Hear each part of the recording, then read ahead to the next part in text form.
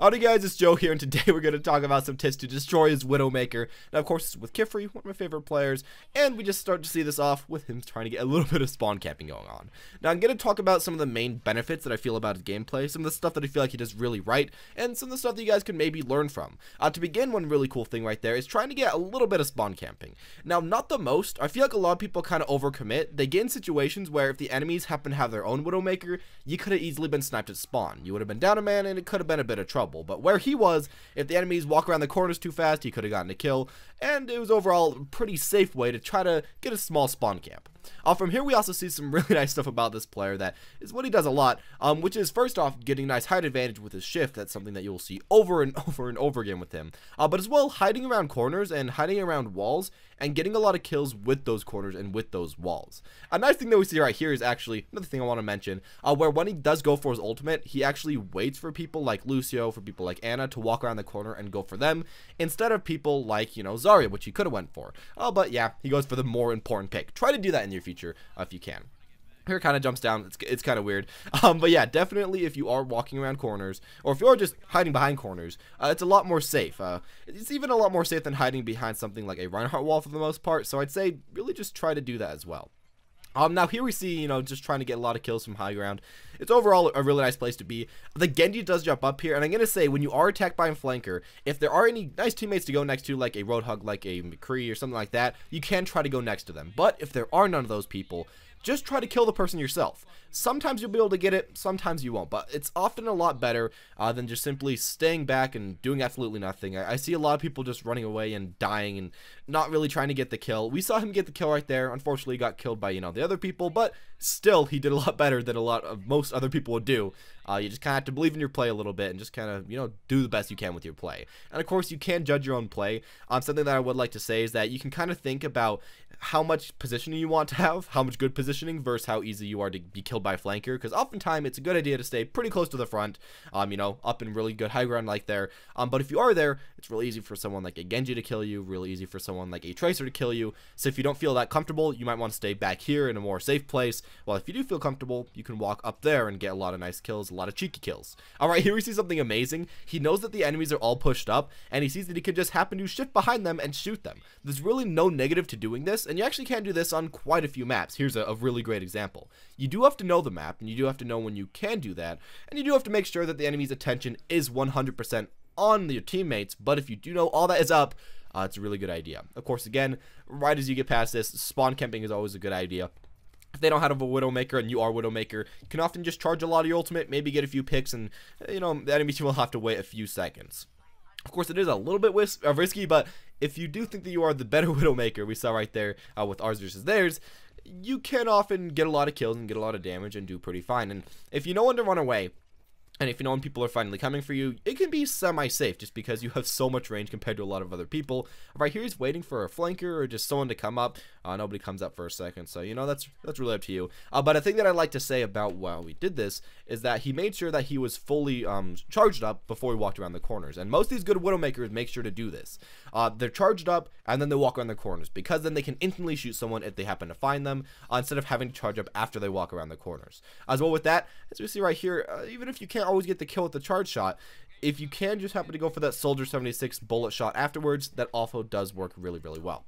And right here, this is really honestly a great map to play Widow, you know, a lot of really nice far ranges, but if you are the better Widow, you can honestly murder the other WidowMaker. And if you feel like you are not doing that much against the enemy WidowMaker, you should probably switch to someone else, while if they aren't doing that much, just keep playing your character. You're going to be able to do a lot. We also see a lot of times where Tracer's coming in. It's kind of a 50-50 if Kephrii can take him out or not. He's trying his best, though, every single time, trying to shoot him, then goes for some charge shots, and we see him lose to him before, but then right there, we see him win to him. You just have to keep trying and just try to get as many kills as you possibly can like that.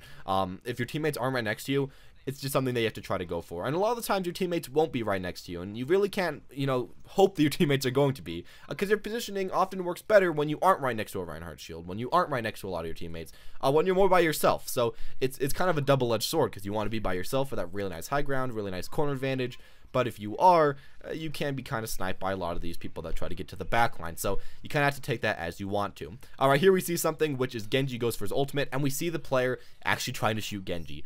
I'm going to make a whole video about this someday, but if you are versus Genji and he goes for his ultimate, if he shifts or jumps, you know that he has to land on the ground, you know that you can body shot or headshot him from there, even if he's ulting, and you can honestly kill Genji a lot of times. You don't have to be so afraid from Genji using his ultimate. It's honestly not easy to kill, but it's not as, you know, unreliable and unbreakable, I guess to say. It's still kind of passable to beat. Right here we see more height advantage, you know, tries to go for that guy. Doesn't hit every single shot immediately, but often it doesn't really matter. If you can hit the majority of your shots, even body shots, you can honestly do okay as this character. Of course, it is recommended to hit all your, you know, headshots every single second, but you don't have to worry way too much about that. I feel like a lot of people worry too much about getting headshots, but if you can double body shot people, that's obviously a good idea. A really good example of that is, of course, fighting McCree. If they can't get a lot of headshots, you should be doing fine getting a double body shot. As well with this, against Pharmacy, if you happen to get 2 body shots on the Mercy, that's a lot better a lot of times than just trying to get only headshots on the Pharah, as you'll kill the Mercy and then you can go for 2 more body shots on the Pharah, just if you can't happen to aim the best. You kind of have to just scope yourself, see how well you are, and if you're good enough, of course, go for the headshots, but if you feel like you're not, there's like 2 different ways to play the character, so just try to go for what's working out, and if your aim's just not doing good one day, you know, you can just kind of go for some easier shots that may not be as much of a reward, but are definitely less risk. Alright, here we see some nice stuff, you know, just jumping around. He makes sure to always be moving around. Something what we see a lot from WidowMakers is they just stand still, they don't really do way too much with their time, and they don't really try to go for a lot of picks. They just kind of wait for enemies to walk into their faces, while this guy walks around corners, sees if people are coming in.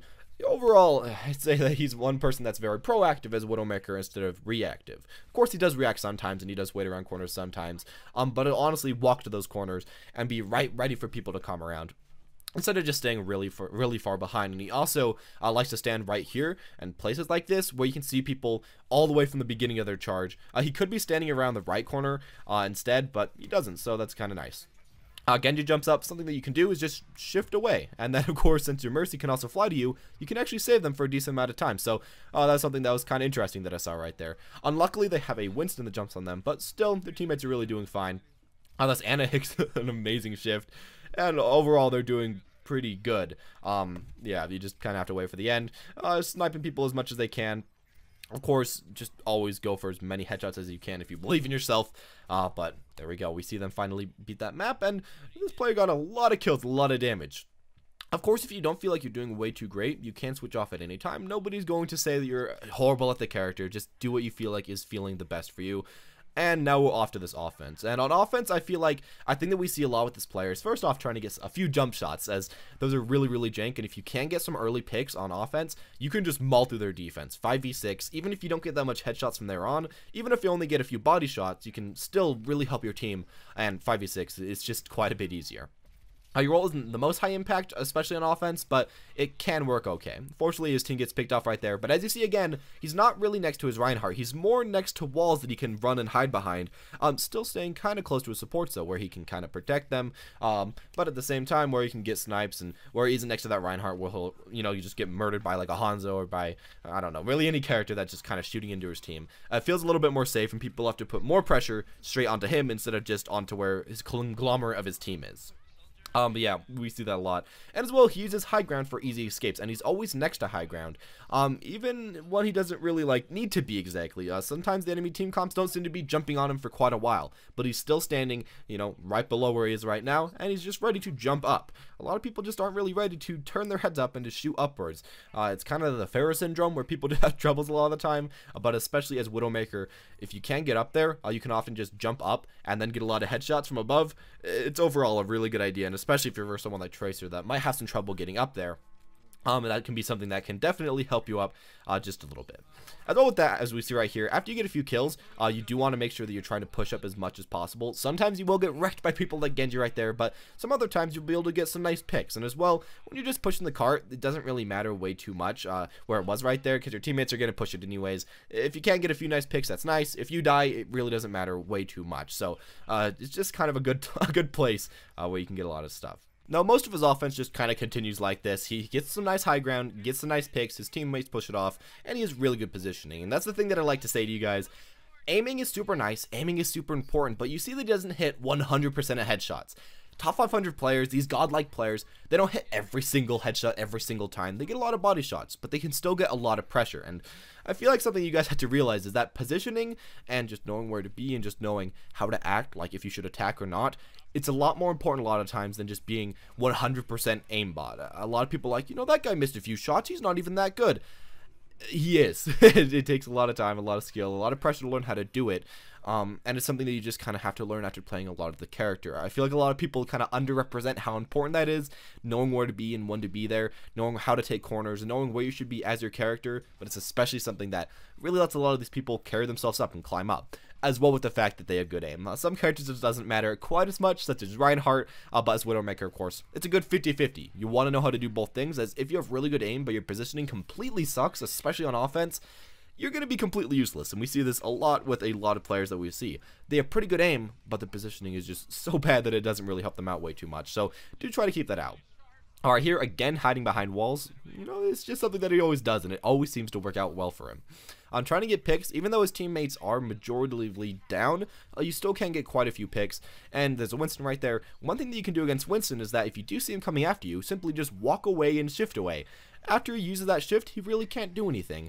Just something that you maybe want to remember. Right here, though, they just continue to push. This is honestly just kind of a stomp. But overall, I'd say that if you are wanting to play WidowMaker, right now is a pretty cool time. Of course, you should know how to play some other DPS, and you should know how to switch, as if you aren't a god at the character, it's she's good on certain maps, and it's kind of hard to play her on other ones. But I'd say she's a pretty good time to learn the character, as Pharmacy is working out a lot right now, and if you can happen to learn how to murder those people, you're going to be winning yourself a lot of games. If you can even just double body shot people like Mercy, you can do a lot better than most of these Widowmakers, and you should be able to win a lot of games. And as well, I want to say to you guys, don't feel bad if you miss, even if you get half as many shots as this guy. That's still pretty good, and you can still win a lot of your games, you know, really at a lot of ranks. Just keep trying and keep practicing, and don't think way too bad about yourself. I feel like a lot of people always think too bad about themselves. They say, you know, I can't headshot every single time.